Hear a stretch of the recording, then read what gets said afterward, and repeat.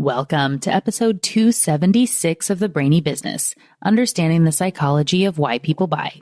Today's episode is all about surprise and delight. Ready? Let's get started. You are listening to the Brainy Business Podcast, where we dig into the psychology of why people buy and help you incorporate behavioral economics into your business, making it more brain-friendly. Now here's your host, Melina Palmer. Hello, everyone. My name is Melina Palmer, and I want to welcome you to the Brainy Business Podcast. Today's episode is all about surprise and delight. Hopefully, the title concept of this episode already has you in a happy and delightful mood. That's priming for you, and you're ready for some fun. I love thinking about experiences and incorporating fun, delightful moments. It can be with customers or employees and in totally unexpected places. That's the best strategy. Like an error page of a website or the legalese people agree to. I'm linking to the episode with Dan Gingiss, where we talked about our own error pages and what we've done there to make them fun. Priscilla McKinney and Little Bird Marketing have a fun one too, so I'm also linking to her episode in the show notes. Little moments of thoughtfulness are my favorite, and they help us to have fun at work. We should, as well as helping our customers and employees to enjoy interacting with us, which will make them want to do it more. And while I don't need much of an excuse to talk about surprise and delight, there is a specific reason I chose to refresh this episode from 2019 today. And that is as a lead-in to this coming Friday's conversation with John Sills on his new book, The Human Experience. It's all about creating better experiences, inspiring you with brands that are already doing an amazing job, and sharing some stories of others who are not, and how companies can make big leaps by remembering their humanness. Great experiences shouldn't be surprising, but sadly they are, as too often the experiences with brands are more of a pain than a pleasure. But it doesn't have to be this way. This episode will share why delight is so critical to companies, why surprise matters, and what it all has to do with loyalty and profitability and so much more. It's a fun one, and I can't wait to share it with you. Before we jump into the episode, I want to be sure you know that your free surprise and delight worksheet, as well as links to past episodes and books and articles, are all waiting for you in the show notes for this episode. And those are found within the app you're listening to and at thebrainybusiness.com/276. All right, let's talk about surprise and delight. First, I want to talk about the difference between satisfaction and delight. Many people assume there's a linear relationship between dissatisfaction, satisfaction, and delight, but it doesn't really work that way. And while we're at it, it's important to also note that satisfaction is not the opposite of dissatisfaction and vice versa. You also can't simply do more of what's satisfactory to get someone to the area of delight, because super satisfactory doesn't make you delighted. It's still simply a level of satisfaction. The scale of customer experience actually goes from outrage to dissatisfaction to satisfaction to delight. And if you were to think about the two negatives, dissatisfaction and outrage, and the two positives, satisfaction and delight, the real difference between them is surprise. When you have a surprising positive experience, it results in delight. An unexpected, surprising negative experience, that is when outrage comes to play. Anything that is expected, so when you don't have surprise, lies in the field of satisfaction. If a customer has an expectation, they'll either be satisfied or dissatisfied by the level at which that expectation is met or not. You can think of this in a quadrant, and if you don't want to have to guess what it looks like, make sure to grab your free download at thebrainybusiness.com/60. So along one plane is the experience, being either negative or positive, and on the other plane is expectation, either expected or unexpected. When you land in the negative, unexpected, you get outrage. Positive, expected is satisfaction, and so on. In business, you have to be aware of these all the time and where you're falling for each customer and your overall experience. Ideally, you're living in satisfied territory most of the time, with a few delights popping up here and there. Delighting customers takes extra work, and it can be expensive, though it doesn't have to be. So the question might be, is it worth investing in? The short answer is yes. So here's the long answer. Delight is much more likely to drive loyalty than mere satisfaction. And there's a lot of research that shows loyalty is positively linked to profits and stock market price. There are several studies that have found that the loyalty curve is pretty much flat after you hit the level of satisfied or satisfaction. So once a customer becomes satisfied, they've achieved pretty much whatever level of loyalty they're going to have, even as they move from, say, moderately satisfied to extremely satisfied. But once delight is introduced, hold on to your hats because we're shooting upward on the loyalty score. According to the paper, How to Delight Your Customers, which I've linked to in the show notes and is the foundation of a lot of the research in this episode, Mercedes-Benz found that the likelihood a dissatisfied client will be a repeat customer is only 10%. Moving from dissatisfied to satisfied only moved the needle to a 29% likelihood of buying or leasing with that dealer again. Not great, a really impressive improvement over dissatisfied, but really not where you want to be. So what about those who were delighted? Well, their likelihood of coming back again shot up from 29% at being satisfied to 86% when they were delighted. Now that you know the difference between satisfaction and delight and how they differ in loyalty, you won't get stuck in the satisfaction trap, which is when people incorrectly assume that satisfied customers are very loyal. And it's important to not get stuck in the traps of false loyalty. These can be a result of doing special promotions all the time. So if you're always on a discount, it makes it seem like people are loyal. But when you raise your prices to normal ones or get back into a competitive pricing structure, they're all going to leave. They're only choosing you because of that discounted price. Another route of false loyalty would be having really high switching costs. So often at a large organization, you might sign up for a product or service that you have a long-term contract with. I know at the financial institution, we had negotiations and contracts with the card services providers and online banking providers and all of that.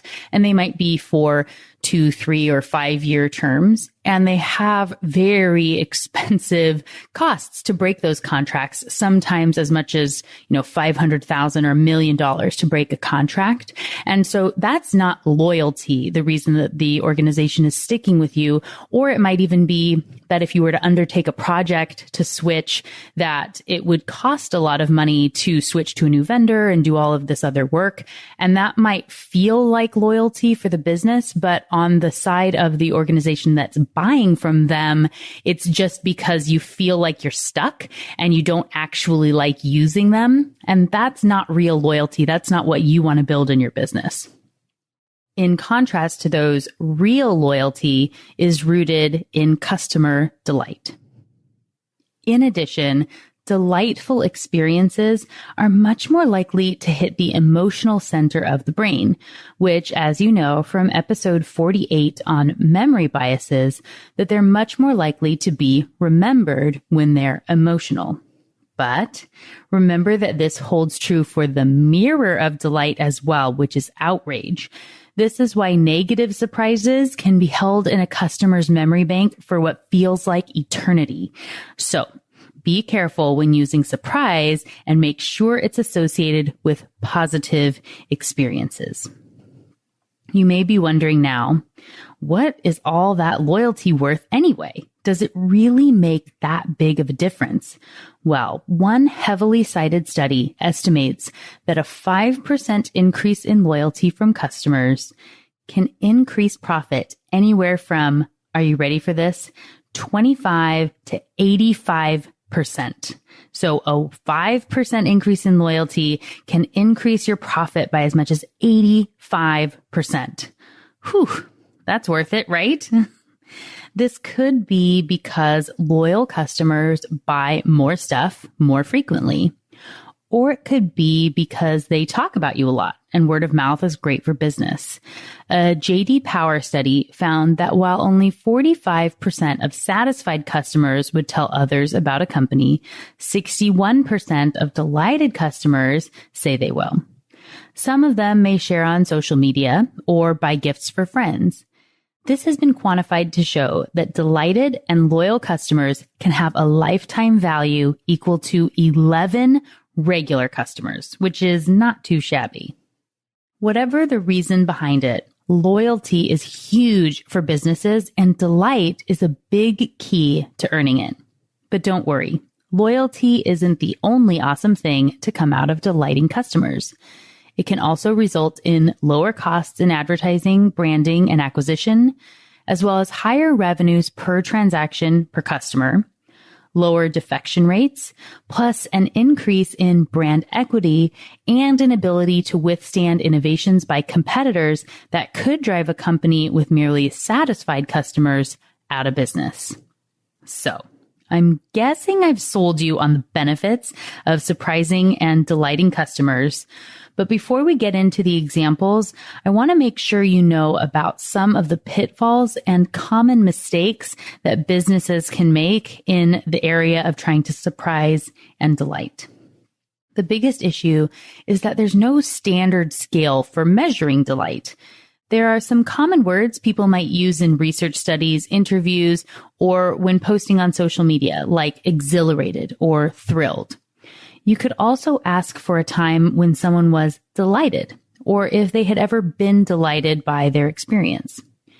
The nice thing is, this word has the right level of emotion to it, so most people can evaluate it and understand it differently than being merely satisfied. And this happens on a baseline within the brain, so they don't have to be given a lot of extra context to think about delight versus satisfaction. So to show you how this works, I want you to think about the way these two questions would hit your brain if you were taking a survey. All right? First, were you satisfied with your experience at the bank last week? And next, did the team at the bank delight you during your visit last week? It's easy to brush off the first question and say, yeah, sure, or I guess so, and give a rating like you were satisfied 8 out of 10. But did they delight you is a very different thing. It doesn't fit into the standard rule of your subconscious brain, and it makes you think a little harder. Delighted, you say. I don't know if I would say I was delighted, which, as a side note, essentially means no, they were not. If someone was delighted in the way we're talking about here, that generates loyalty and referrals. They will know it instantly, and you can see it on their face or hear it in their voice. That's because satisfaction is more of a cognitive process. You have an expectation and it was met or not. Delight, or its mirror of outrage, are more emotional. They are the experiences you can't help but share with people, either in a rant or a gush of joy. Much of this is driven by the surprise factor. And that leads to another problem. Customers can't tell you what would cause them to be delighted because they have to be surprised. They can't be expecting it, or it isn't going to hit the delight scale. You can get some idea from interviews and things, but it might take some trial and error to find out what would delight your customers. For example, Heinz Ketchup could have asked customers all day about something they could do that would be surprising and bring delight. And I doubt many of them would have come up with Ed Chip. Have you heard of Ed Chip? Well, it turns out that Ed Sheeran is a huge fan of Heinz ketchup. He even has a tattoo of the brand on his arm. Heinz has claimed that a third of all its activity on Instagram includes Sheeran, either in tags or mentions. So Ed's fans know how much he loves ketchup, and particularly Heinz ketchup. But it was Ed reaching out to them on Instagram with a post that said, "Yo, Heinz, I have an idea for a TV ad if you want to do one. If not, I won't be offended. I could never be mad at you. Slide into my DMs or have your people call my people. Lots of love, your biggest fan, X," which, kisses from Ed Sheeran to his favorite ketchup brand. That post resulted in 1.1 million likes and over 10,000 comments, and eventually a TV commercial showcasing Ed and his idea, which you can watch on his Instagram and which, of course, I have linked for you here in the show notes. Beyond that, it also likely led to EdChip, limited edition bottles of ketchup that showcase a tomato that looks surprisingly like Ed with leafy hair and glasses in honor of their 150-year anniversary. Would any customer have suggested this? Asked for it? Probably not, but it sure is getting fans excited and wanting to get their own bottle of EdChip. And Ed's affinity for the brand means he was incredibly delighted with being showcased in this way. It seems silly to think of it like this, but Ed truly loves Heinz ketchup. It is as much of a dream come true for him as it is beneficial for Heinz. When he posted about his commercial on Instagram, he said, "It's happening, .. #advert, #dreams come true, #believe, #achieve." And when first posting a picture of the bottle of EdChip, he used a hashtag, "the dream that keeps on giving." One of the reasons this works is because fans know it's authentic once they know the story. And for anyone that doesn't, it creates enough curiosity to make you want to learn more. No matter how you squeeze it, this was a great use of surprise and delight by Heinz, and interestingly, something that they probably wouldn't have thought up or even thought to ask Ed. They might have thought that it would be really expensive or that he wouldn't want to, but again, maybe they should have thought outside of the box or bottle, I suppose, to find new ways to delight a very influential customer. That's where influencers can come in on social media all the time now and working with brands. And so finding someone who's influential, who loves your brand, and finding a way to work with them can both delight that person and their following.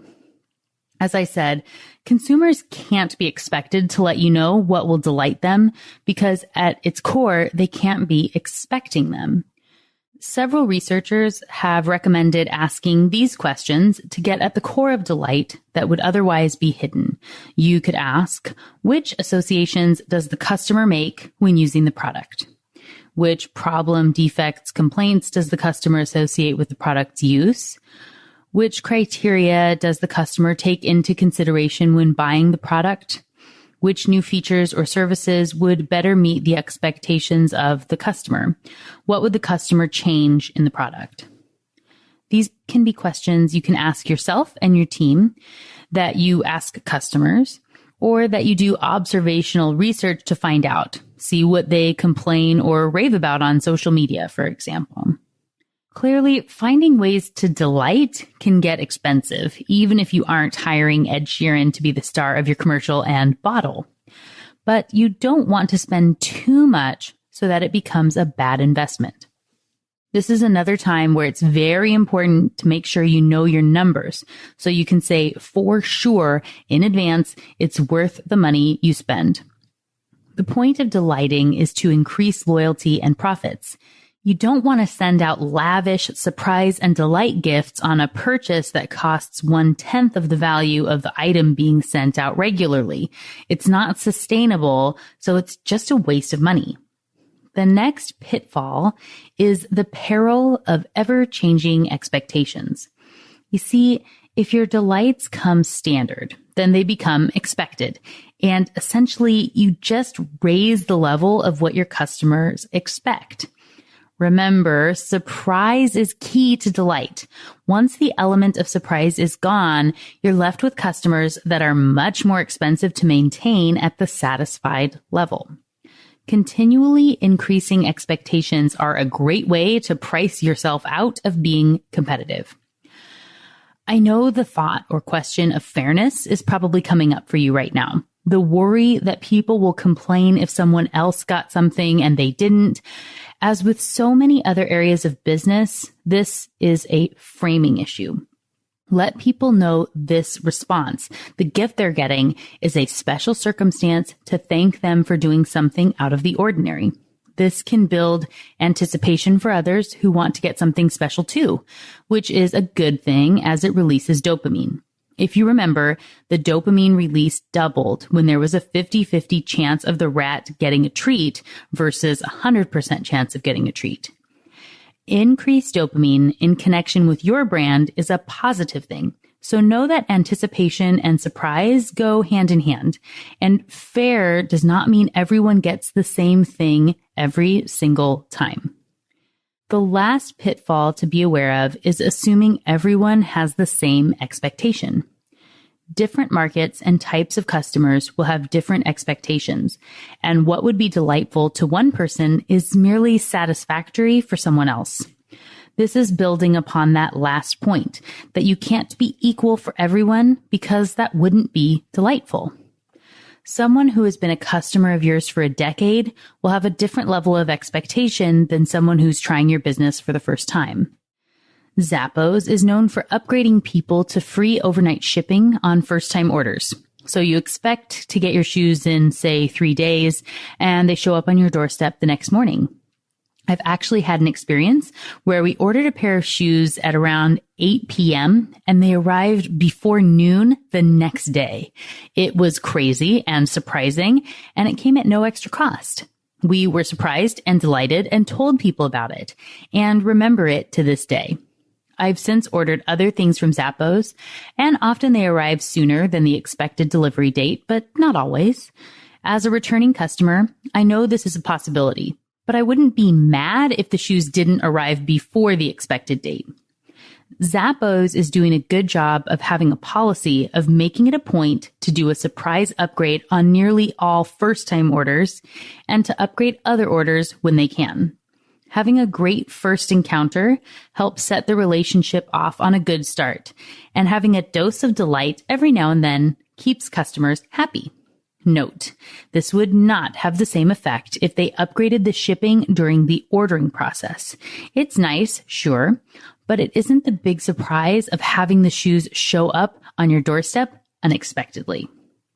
So, now is the point where I give you a bunch of examples of how other businesses surprise and delight so you can think of how that ties into your business. One good thing is that it doesn't have to be crazy expensive or gigantic efforts to delight customers. Often, simply being courteous, showing empathy, and making an effort to understand the needs of the customer are enough to create a delightful experience.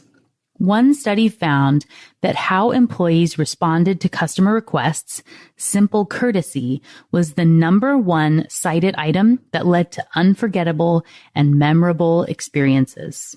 Next was willingness to genuinely help and how the employees responded to the requests of the customer.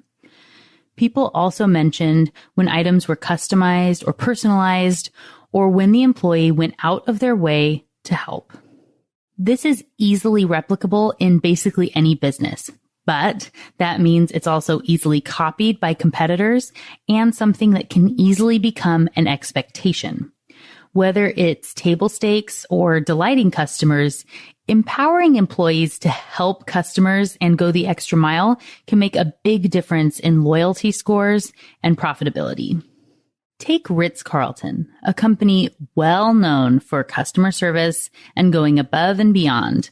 Their COO has been quoted as saying, "Unless you have 100% customer satisfaction, and I don't mean that they're just satisfied, I mean that they're excited about what you are doing, you have to improve.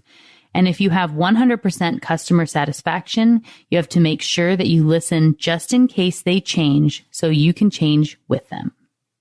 Ritz-Carlton has the goal of fulfilling even the unexpected wishes and needs of its guests. According to their human resources director, if you go to a good hotel and ask for something, you get it. If you go to a great hotel, you don't even have to ask. Ritz-Carlton tracks guest preferences, including their preferred floor and newspaper. They also have employees like housekeepers track when guests make changes in a room, say moving a desk to get a better view, so they can do that in advance of the guest returning. Rooms are also preset to the guest's preferred temperature, all without them asking, and employees are empowered to do anything necessary to make it right for the customer, with a $2,000 budget per customer per day for each employee, according to their website. As it says there, employee empowerment means being able to use my natural ability to create a lasting memory for guests or resolve a guest issue and have the confidence that my company supports me 100% in my effort, explains a senior account executive at the Ritz-Carlton. Sometimes the most delightful wow moments happen in the blink of an eye. If employees are not empowered and need to cross layers of approval, these moments could be lost forever. And while you don't need such a gigantic budget for this, know that employee empowerment is still crucial in any business if you want to surprise and delight. Each employee should be trained to look for these opportunities and act on them, knowing what the company will and will not support. And it's important to note that while each employee technically has a $2,000 budget per customer per day, they're not all using that, but they're aware that they can do the big action if it needs to be done. There are legendary stories like the bellman who realized a customer had left their briefcase on a way to an important sales meeting, and he didn't have to ask for approval, but he left, got in a cab, went to the airport, got on a plane, flew to where the customer was headed to deliver that briefcase for him in time for the meeting, knowing that it wouldn't have made it in time if it had been shipped. And he was celebrated when he returned because that was a very delightful experience. He made it right, even though that was a customer's error for getting their briefcase and important information. There is also an example where a child left a favorite stuffed animal in a room, and the housekeeper, maid, or whomever went in and found it. But instead of just sending the animal home in a box, what they did is they took a bunch of pictures of, I believe his name was Jeffrey. So it was the stuffed animal, and they put him up in little scenes like he was out at the pool and he was getting a bath and he was doing all these other enjoyable things at the hotel, so that the child who was missing his toy was told that Jeffrey just was having a little bit of extra relaxation and was coming home soon, and so excited to see him and tell him about his adventures. And they sent these series of photos of Jeffrey back to his owner, who was very delighted, and the family was delighted to get him back. And again, this was just going above and beyond in a simple action that they knew would be appreciated and supported. It didn't have to cost a lot of extra money, but it made a huge difference to the family. In other businesses, this could be as simple as changing the radio settings on a loaner car to match the customer's vehicle when it's brought in for repairs, or knowing that a client coming into your office for a meeting drinks chai tea lattes and having one waiting for them when they arrive. One of my clients is a dental office, and they provide free lunches for anybody who has to come in and have their teeth cleaned or has an appointment between 11 a.m. and 1 p.m. And that's something they're able to take out with them, so you're not missing your lunch when you're trying to schedule in during busy days. I also know of financial institutions that load up on Fridays or Tuesdays that they have a bunch of free pizzas for anybody who comes in to do a transaction between 4 and 6 p.m. All these things that you would be delighted to find that you don't have to go get dinner, or that you don't have to be extra late and miss lunch. These little things that can make a really big difference and help to delight your customers. A little thought and effort goes a long way in creating delight. You can also provide unanticipated value. The paper gives an example of JetBlue, which at the time of publication at least, had walk-up fares that were 60 to 70% lower than other airlines' full coach fares, but they still had new planes, leather seats, and direct TV programming at every seat before that was a more standard offering. And again, this goes to show how businesses always need to be watching the market to see what the status quo is and how expectations have changed to keep up with delight. You can also provide novelty and entertainment. Think of Disneyland or Disney World, and when you stay at one of their hotels, kids can be tucked in at night by a Disney character and have their own special check-in at some hotels. And while you know the characters are around the park, they change locations and times of day and aren't always in predictable places. So when you see one, it's exciting. It becomes surprising and a hunt for kids and adults to look for their favorite characters. It's also important to look at your omni-channel experience. So when someone does something on social media, is it tracked in a database so the person helping them in the store location will know? Or the person answering the phones in the call center? Or the person in marketing sending out their next promotional item? While I love Starbucks, I've always felt they have a bit of a misstep in this area. Now that they've switched to the phone apps for paying, which have my name on there, and they do print out on the cup in most places, why do the baristas still ask for and butcher names? Why aren't they trained to look at the name and say, "Thanks, Melina, they'll call your name when your drink is ready"? And when I, as the customer, know they have a smart system that doesn't recommend the same star rewards for everyone, why can't I make a note that I have allergies and will never buy or order a breakfast sandwich or a treat with gluten in it? There is no amount of promoting this to me that will make me try it. And every time I see that come up in my app, it's a reminder that they didn't care to ask. Yes, I know they have a gigantic database of customers and they can't customize everything, but wouldn't this be important to know? And wouldn't I feel thankful that they took the time to ask, to care about my well-being? It's a really serious thing to have allergies. So the answer is yes. This next example is one of my favorites. So I'm just going to read it verbatim from the paper, which again is linked for you in the show notes. This is a really fantastic paper that is surprisingly easy to read with great charts and things. It's definitely worth checking out. And also you can get your freebie, which has different categories and areas for you to be looking at for surprise and delight. Anyway, this area of focus is to reposition the business to focus on delivering solutions instead of products and services.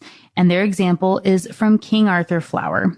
It says, King Arthur Flour sells bread machines with additional instructions, has a troubleshooter baker on call that can be reached via a toll-free phone number, and fully tests all items before placing them in its catalog for sale.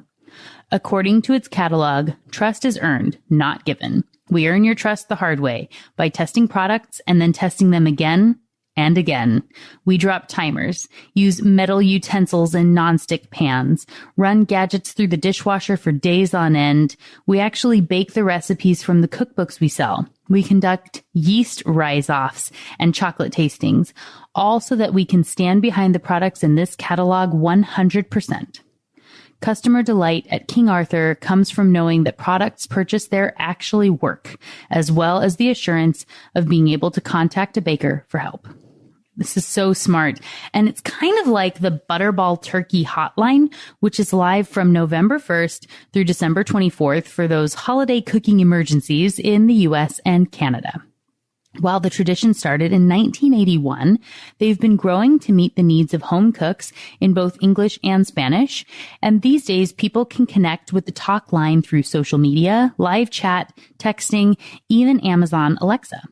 Great brand recognition for them. And while I haven't called myself, I'm guessing they don't confirm that you bought a Butterball turkey before they answer your questions.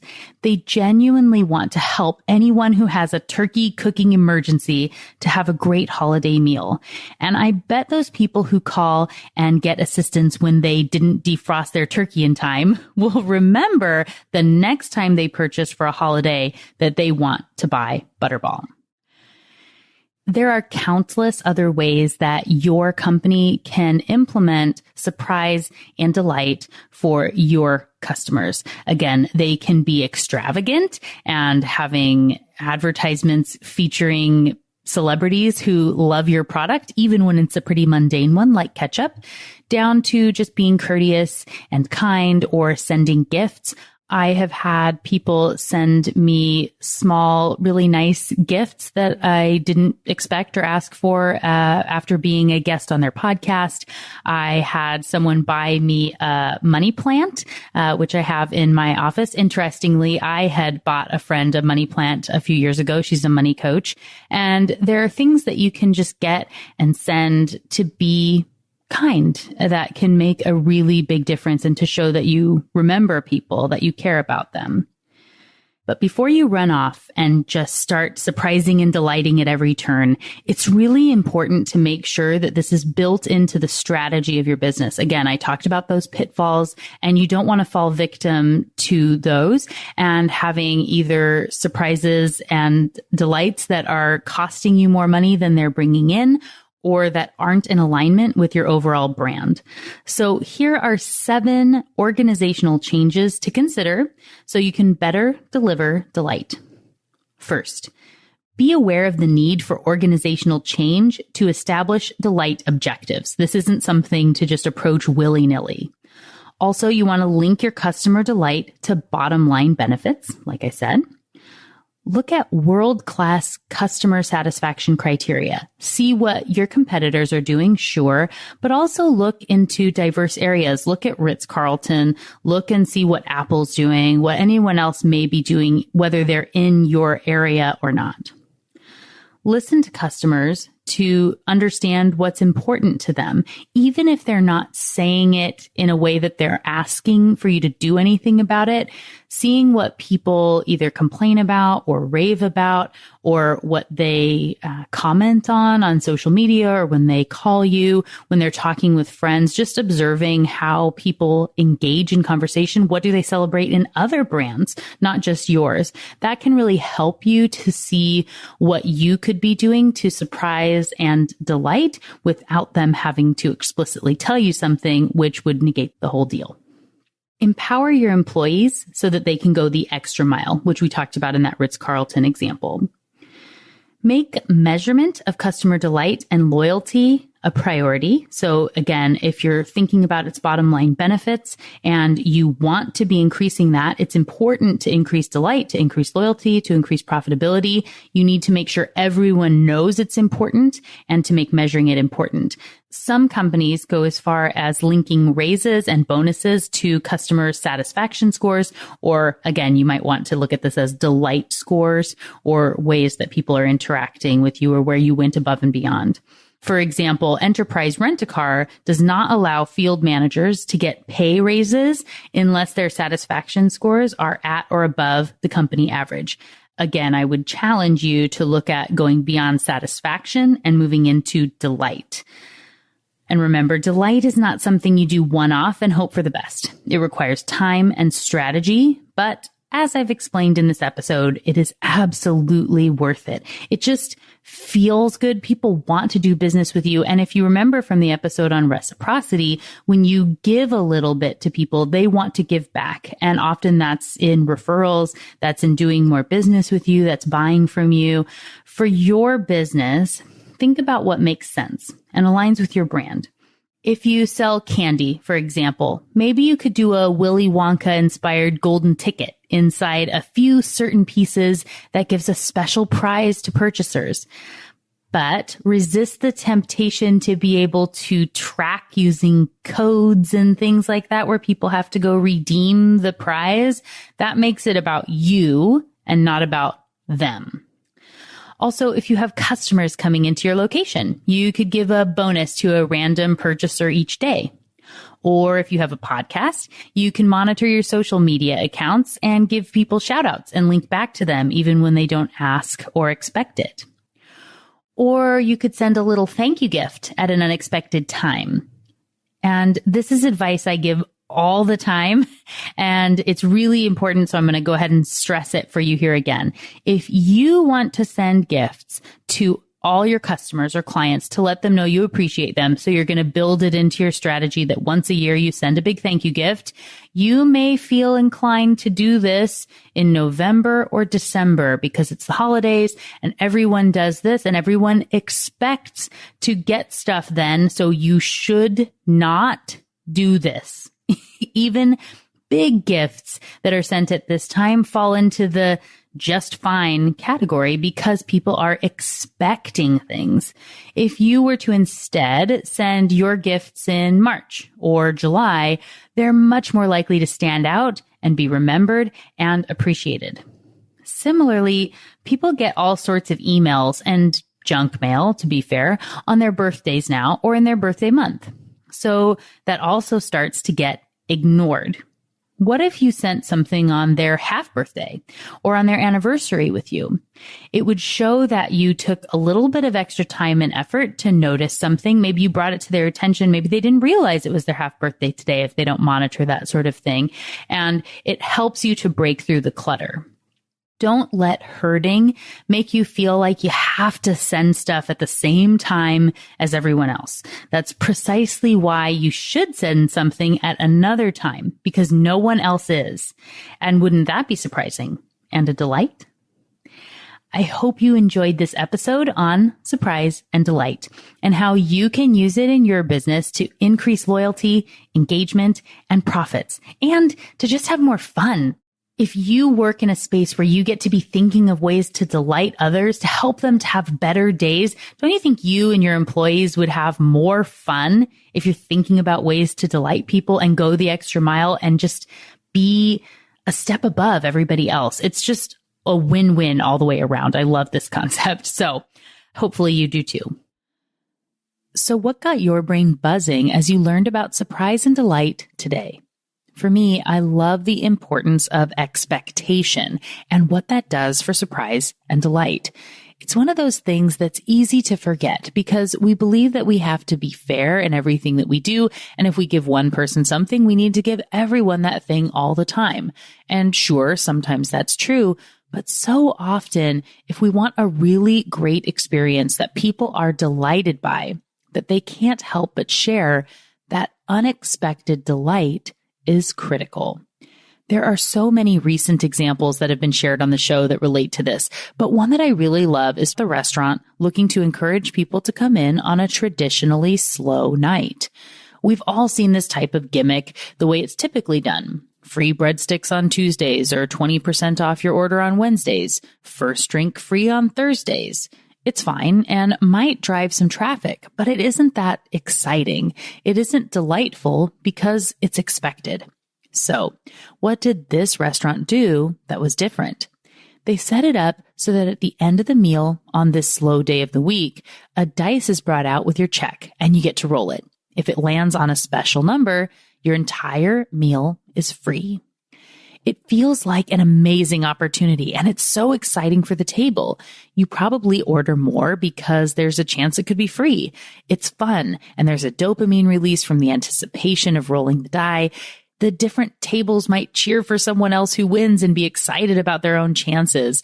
The discount averages out to about the same as giving everyone 16% off their bills that day, but it feels incredibly different.